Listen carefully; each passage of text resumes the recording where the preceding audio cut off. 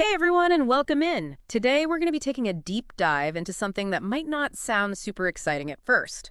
Fire and Special Perils Insurance, specifically here in Nigeria. Yeah, insurance isn't always the most thrilling topic, right? But stick with us because honestly, after going through this podcast called Insured and Informed, I was surprised by how important this stuff really is. Especially if you own any property here. Exactly. And we're not just talking about fire, by the way. This goes way beyond that. It really does. So, to kick things off, maybe let's break down exactly what this insurance covers, the special perils part, especially what does that even mean? Okay, so think of it this way. It's all about protection, right? Financial protection against those unexpected events, the kind of things you can't really prevent. And the podcast, they listed a whole bunch of these perils. I mean, it's a pretty impressive list. Oh, yeah, it is. It goes way beyond just fire. I mean, you've got the obvious ones, of course, fire, lightning strikes. That's right. But then it gets into things like explosions, floods, storms of all kinds, hurricanes, tornadoes, you name it. Wow. Okay. Even earthquakes. And here's the one that really struck me.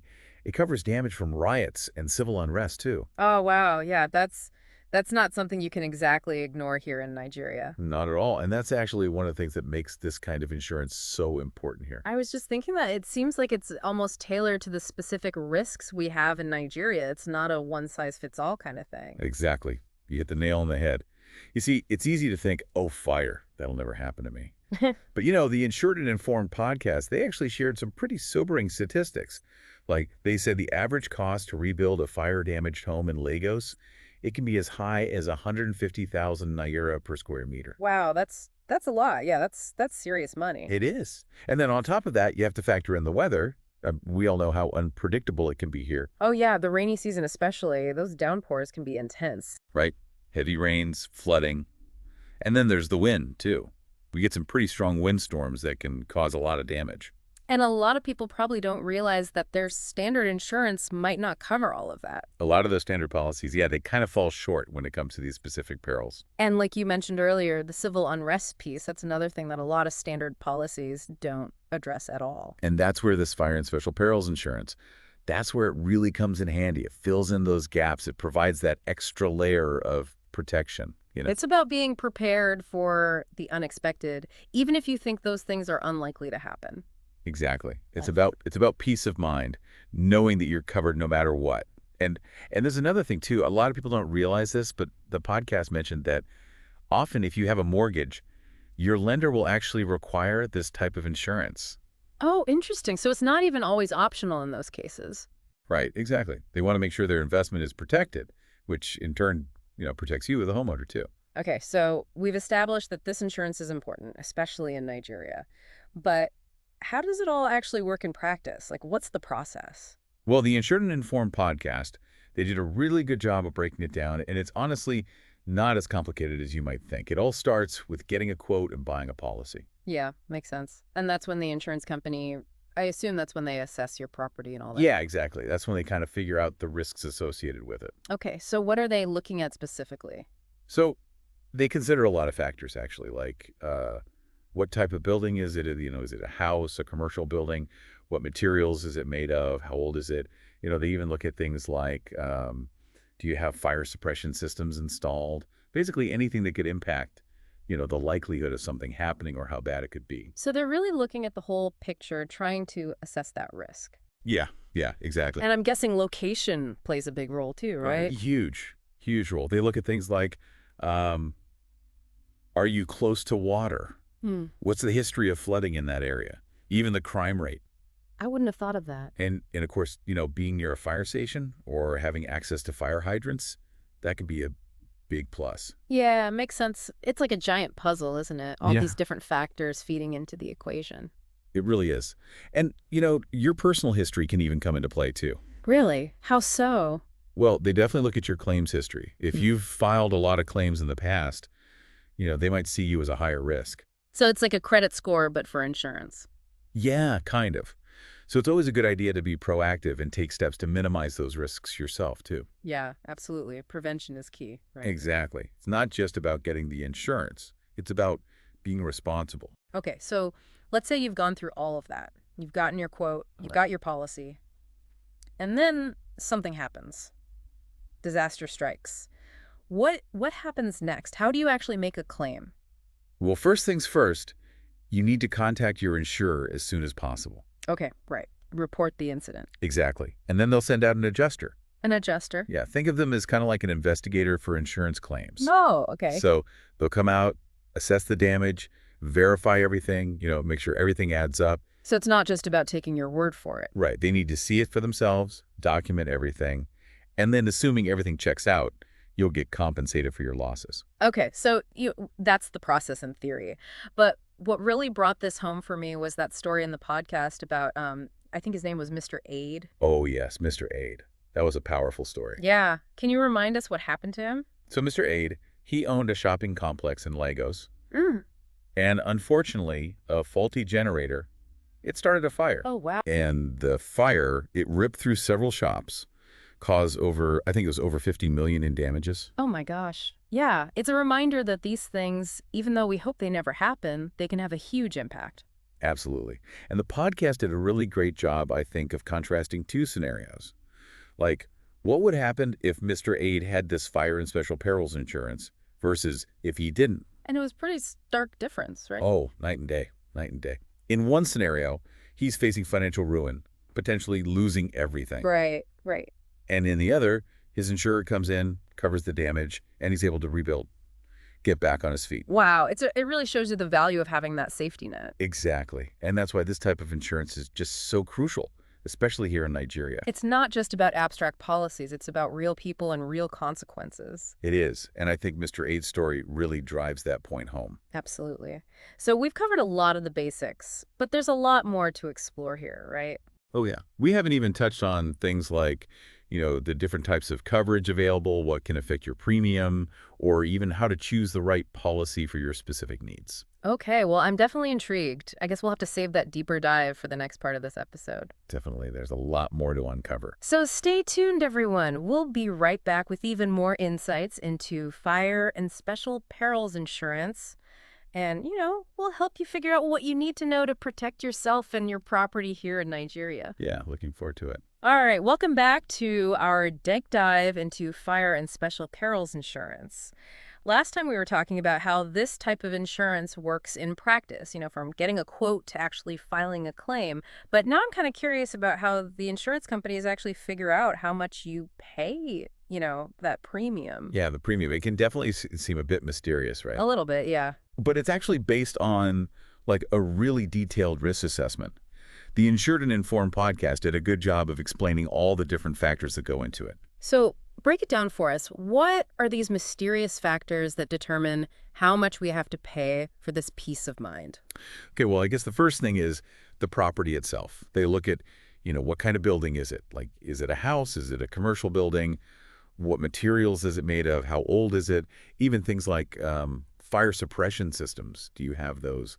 Anything that could, affect the chances of something happening or how bad it could be. So they're really looking at the whole picture, huh? Yeah. Trying to assess the risk as accurately as possible. Exactly. And location, I'm guessing that plays a big role too, right? I mean, a house on the beach in Lagos is probably facing different risks than a house, further inland. Oh, absolutely. Location it's huge. They look at things like proximity to water. Has the area flooded before? What's the crime rate like? And of course, being close to a fire station, having easy access to fire hydrants, that can definitely help lower your risk and potentially your premium too. Yeah, that makes sense. So it's like a giant equation with all these different variables going into it. It really is. And what's interesting? Your personal history can even come into play. Oh, really? How so? They look at your claims history. Yeah. If you filed a lot of claims in the past, they might see you as being, a higher risk. So it's kind of like a credit score, but for insurance. Yeah, in a way it is. So it's always a good idea to, try to minimize those risks yourself as much as possible too. Be proactive. Absolutely. Yeah. Prevention is key. So, okay, let's say you've factored in all those variables, you've crunched the numbers, and now you're faced with this mountain of policy options. How do you actually choose the right one? That's when it can get a little overwhelming, I'll admit. But the Insured and Informed podcast had some really good advice. First and foremost, don't just go for the cheapest option. That seems like common sense, but I bet it's a trap that a lot of people fall into. It is. But you have to remember that insurance is about protection. And sometimes that means, investing a little more to get the coverage that you actually need. Read the fine print. Make sure you understand the limitations, the No exclusions. skimming over the terms and conditions this time. Definitely not. And what works for your neighbor, it might not be the best fit for you. Everyone's needs are different. And it's also a good idea to kind of look into this reputation and financial stability of the insurer themselves. You want to make sure they're a reliable company, that they can actually pay out if you ever need to make a claim. Yeah, it's like doing your due diligence on your insurance company. Exactly. And, I think having a guide through this process can be really helpful too. Like an insurance agent. Yeah, a good insurance agent can be invaluable. They can walk you through the options, answer your questions, make sure you find a policy that fits both your budget and your specific needs. Yeah, that makes sense. Like a translator for all that insurance jargon. Exactly. Yeah. And speaking of making things easier, the podcast also really stressed the importance of documentation when it comes to insurance. Oh, yeah. Keeping detailed records of your property and what's in it, it can really be a lifesaver if you ever have to file a claim. So what kind of records are we talking about here? Well, photos of your belongings, receipts for anything valuable, create an inventory, a detailed inventory of everything you own, and then store those records in a safe place. Maybe even make digital backups too. It's all about making that claims process as smooth as possible if something does happen. Right, yeah. Like creating a roadmap for your insurance company so they know exactly what needs to be replaced or repaired. Exactly. And another thing, the podcast also talked about how important it is to review your policy regularly. It's not a set it and forget it kind of thing. Yeah, that's easy to overlook, I think. You get the policy, you breathe a sigh of relief, and you just kind of tuck it away in a drawer. I know, it's tempting. But your needs can change over time, right? You might renovate, get new valuables, or even the risks in your area could change. So taking a few minutes every year just to review and make sure it still meets your needs, it's a really smart move. It's like a checkup for your insurance. Make sure everything's still in good working order, providing the protection that you need. So we've talked about choosing a policy, documentation, regular reviews. Anything else that the Insured and Informed podcast highlighted that we should know about? One thing that really stood out to me was their discussion of add-ons or riders. Basically, those are like optional extras that you can add to your base policy. Oh, okay. I'm intrigued. Tell me more about these insurance add-ons. So imagine, your standard fire and special perils policy. It covers all the major stuff, right? Yeah. Like fire, flood, storm damage. But what if you have specific concerns that aren't fully covered in that base policy? That's where these add-ons come in. So it's all about customizing your protection. Exactly. Tailoring it to your needs. Like, let's say you live in an area that's prone to earthquakes. Well, you might want to consider adding earthquake coverage to your policy. Or maybe you have like a really valuable art collection or jewelry. You can get a rider that specifically covers those items in case of theft or damage. It's all about that extra peace of mind, knowing you're covered for the things that matter most to you. That makes a lot of sense. So these add-ons give you a lot more control over your coverage, but are there any downsides? Well, the main one is cost. Each add-on usually comes with an extra premium, so it's about kind of weighing that benefit against the cost. Finding that sweet spot, right, where you feel adequately protected but you're not breaking the bank? Exactly. Welcome back to the deep dive, everyone. We've been spending these last couple episodes really digging into fire and special perils insurance in Nigeria, and I feel like we've learned a lot. We've covered the risks, choosing a policy. It's been pretty comprehensive. Yeah, definitely a deep dive. But before we wrap things up completely, I think there's something else we need to touch on. The Insured and Informed podcast, they actually brought up some of the myths and misconceptions that people often have about this type of insurance, and I think it's worth addressing those. Oh, yeah, the myths, those pesky little narratives that can trip us up even when we think we're making a smart decision. So what were some of the big ones that they debunked? Well, I think one of the most common ones is that it'll never happen to me. Yeah. People tend to underestimate the chances of these things actually happening. Like they think, oh, I'll never experience a fire or a flood. I'm somehow immune. It's like we all have this little bit of magical thinking going on, right? That bad luck will just magically avoid us. It is. It's human nature, I guess. But the reality is these events, they're unpredictable. They can happen to anyone at any time. And as we've talked about throughout these episodes, the impact of these things, it can be devastating financially, emotionally. It's a big deal. It is. And that's why having the right insurance is so important. Absolutely. So that myth, it'll never happen to me, definitely one to watch out for. Any other big ones? Oh, yeah. Another common misconception is that Your homeowner's or renter's insurance will automatically cover all of these special perils. Oh, yeah. That's a dangerous assumption to make. It is. While some basic policies might include, a little bit of coverage for certain things, it's really important to check the details, read the fine print. Yeah. You need to make sure you have the right level of protection, and that's where the fire and special perils insurance comes in. That's what's designed to handle these specific risks. So never assume, right? Always check, double check, maybe even triple check your coverage. Make sure you have what you need. Definitely. And speaking of assumptions, another myth that the podcast tackled was that filing a claim is this really complicated, drawn-out nightmare. Oh, yeah. I think a lot of people are afraid of that. Visions of endless paperwork and confusing jargon and just a lot of back and forth with the insurance company. I know, it's a common fear. But they actually made a good point. They said the process can be pretty straightforward, especially if you're prepared and you know what to expect. Okay, so let's switch gears from myth busting to practical advice. What are some things people can do to make that claims process as smooth as possible? I know we've touched on the importance of documentation, like having a detailed inventory of your stuff and keeping those records safe. Yeah, documentation is super important. But, if you do find yourself in that unfortunate situation where you have to make a claim, remember these steps. First and foremost, report the incident to your insurer right away. The sooner the better. Okay. Time is of the essence. Exactly. And then, if it's safe to do so, take photos and videos of the damage.